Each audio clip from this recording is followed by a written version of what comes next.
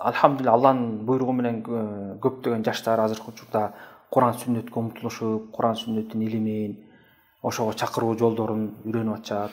Адамдардын арасына тараган жанагындай шариатка каршы ырым-жырымдар, ширк маселелерин билип түшүнүп атышат. Анан эми ошолорду элдерге жеткирип, элдерге ошо тыныгы диндин тазалыгын айтып берип, аларды ошондой туура эмес күнөө иштерден куткарып калыш керек да. Ар бир мусулмандын милдети. Айрыкча Куран сүннөттүн илимин алган адамдар үчүн бул өтө чоң милдет. Алла Таала Куранда айтып атпайбы? Кунтум хайра умматин ухрижат лин-нас та'муруна бил ма'руф ва танхауна анил мункар. Силер ошо үммөттөргө чыгарылган жакшы коом болдуңар. Жалпы адамдарга чыгарылган жакшы үммөт болдуңар деп атат. Кайсы нерсе менен жакшы болдук? Та'муруна бил ма'руф, жакшылыкка чакырасыңар, жамандыктан кайтарасыңар деп атат. Жакшылыктын эң жакшысы, туу чокусу болгон бул эмне? Алла Тааланын акысы. Ла иляха иллаллах келмесин туура түшүнүп, Алла Тааланын жалгыз өзүнө гана ибадат кылууга чакыруу да.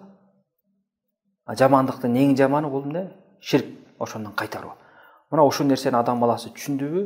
Андан кийинки пайгамбар саллаллаху алейхи вассаламдын сүннөтүн карманын маанилүү экенин, ар бир адамдын ибадаты кабыл болуш үчүн сөзсүз түрдө адам баласына таухид, Алла Тааланын жалгыз өзүнө ибадат кылуу, ихластуулук болуш керек. Жана ошол менен биргеликте пайгамбар саллаллаху алейхи вассаламды ээрчүү болуш керек деген шартты түшүнгөндөн кийин мына ушул нерсеге биз туугандарды, жакындарды чакырышыбыз керек да. Анткени биздин жакшылыгыбызга эң татыктуу болгон адамдар, алгачкылар кимдер? Алгачкылары ата-энебиз жана өзүбүздүн бир туугандары, андан кийинки туугандыгы бар адамдар, кошуна колоңдор, булар тең биздин баягы жакшылыкка татыктуу адамдар. Ошолорго жакшылык кылуунун эң жакшысы ошо динди үйрөтүү да. Көпчүлүк адамдар дин артыкчылыгынан кур калып калышып, башка жагы менен жардам бериши ыктымал. Мисалы, акча жагынан, же өзүнүн кадыр баркы менен, же дене мүчөсү менен жардам берип коет. Албетте бул жакшы нерсе. Бирок бул нерселер эч качан диндин жакшылыгына жетпейт. Адам баласы кедей болуп, бирок карманып жүргөн дини болуп, ошол динин бир тууганына жеткирип, ата-энесине жеткирип, ошолорду тозок отунан куткарып жакшылыкка салып койгон болсо, бул токтобой турган сооп. Акыретте дагы кыямат күнү, ошо акыретте бул дүйнөдө дагы өзүрүн бере турган илим да. Мына ушул нерсеге адамдар көп көңүл бурбай атышпайбы? Пайгамбар саллаллаху алейхи вассалам айткандай, ким бир адамды жакшылыкка чакырган болсо дейт. Анан ошол адам жакшылыкка келип бир амал кылган болсо, ошо чакырган адамга дагы ошо амал кылган адамдыкындай сооп жазылат. Экөөнүн тең кемибейт. Тиги кандай сооп алган болсо, тиги да ошондой сооп алат да.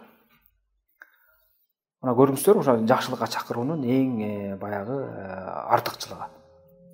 Ушундай нерселерди мусулман адамдар элестетип, жакындарына, туугандарына талакпай, тынбай, ар кандай баягы тоскоолдуктарга карабастан, ар бир учурду баалап, ыңгайлуу убакыт же болбосо орун издеп, ошол кезде даават кылып калышыбыз керек. Көптөгөн адамдардын кемчилиги ушунда. Өзүнүн жакындарына, туугандарына даават кылбай коюшат, айтпай коет. Азыркы убакта айта турган жолдор көбөйдү, соц тарамактар, телефон аркылуу сүйлөшүп айтса болот. Кичине убакыт бөлүп койсо болот. 5 мүнөттүк болобу, 1 мүнөттүк болобу, дароо мүмкүнчүлүк бар келсе ошого элдер чакырып, ошого алган илимибизге, амалга ошолорго жеткиришибиз керек да.